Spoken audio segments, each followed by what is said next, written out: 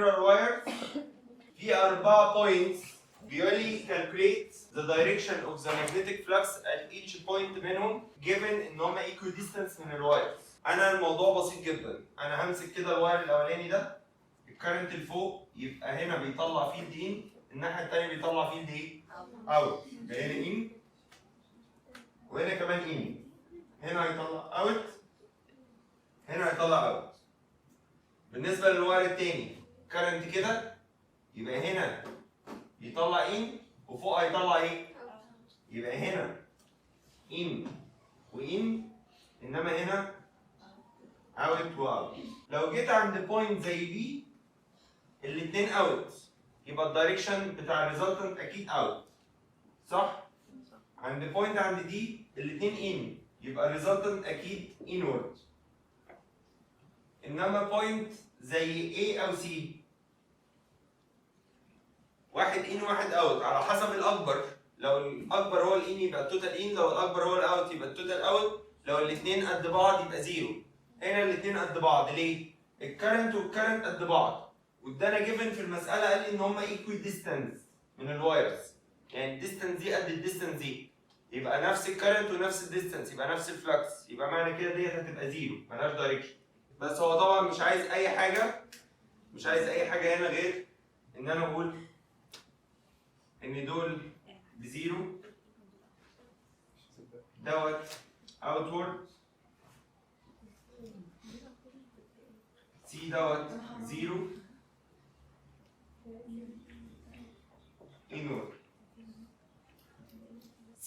A straight wire of length 11 meter carries a current of intensity 10 ampere. Find the magnetic flux density at the distance 20 centimeter from it. يبقى الديستانس 0.2 متر بعد التحويل. هقف لحد هنا وابدا احل. انا مدينا الديستانس فانا اقدر اجيب مين؟ اقدر اجيب الفلكس دنسيتي على طول. البي هتبقى ايكوال ميو اي اوفر 2 باي دي.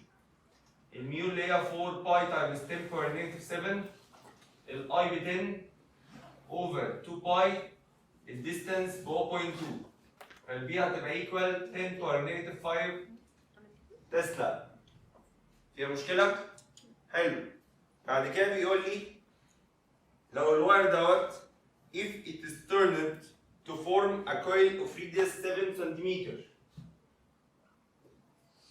يبقى 0.07 متر. ده انا هقف هنا قبل ما اكمل قرايه. واير اتحول لكويل، اتلف بقى كويل، اوتوماتيك اجيب مين؟ او اوتوماتيك اكتب انهي رول؟ يبقى ال n ايكوال اللينث بتاع الواير اوفر 2 باي ار بتاعت الكويل. اللينث بتاع الواير اللي هو 11 باي 22 اوفر 7، الريديوس 0.07، ده هيبقى ايكوال 25 turns. اكمل بقى اشوف هو عايز ايه. هو عايز الماجنتيك فلكس دنسيتي بتاعته عند السنتر، يبقى البي هتبقى ايكوال ميو اي ان اوفر 2 ار، يعني ايكوال 4 باي تايمز 10 باور نيجاتيف 7 تايمز الاي ب 10 تايمز النمبر اوف تيرنز ب 25 اوفر 2 الريديوس 0.07. هنشوفها بكام تسلا، مش مهم الرقم. بعد كده بيقول لي لو هو حصل له ستريتشنج هتحول لسولينويد واللينس بتاعه 10 سنتيمتر يعني 0.1 متر، يبقى ده اللينس بتاع الكويل او السولينويد، انما ده اللينس بتاع الواير عشان ما نتلخبطش بينهم. عايز الفلكس دنسيتي في الاكسس. طبعا ما دام هو اتحول لسولينويد يبقى كل الحاجات اللي فوق دي زي ما هي، الميو اي ان زي ما هو، يبقى البي بتاعت السولينويد هتبقى ايكوال ميو اي ان اوفر ال، يبقى 4 باي تايمز 10 باور نيجاتيف 7 تايمز 10 تايمز 25 اوفر 0.1. هنشوفها بكام تسلا. الجديد بقى في الموضوع ان هو بيقول لي انا جبت واير تاني خالص، يعني هو كله واير واحد هو عمال يشكل فيه، انما جاب واير تاني من بره اللينس بتاعه 1 متر والكرنت اللي ماشي فيه 5 امبير، حطه في الاكسس بتاع السولينويد، يبقى هو حطه في الفلكس دنسيتي ده بتاع السولينويد يبقى الفورس اللي هتأثر عليه هتبقى ايكوال ايه الرول بتاعها؟ مدينا البي والاي والال.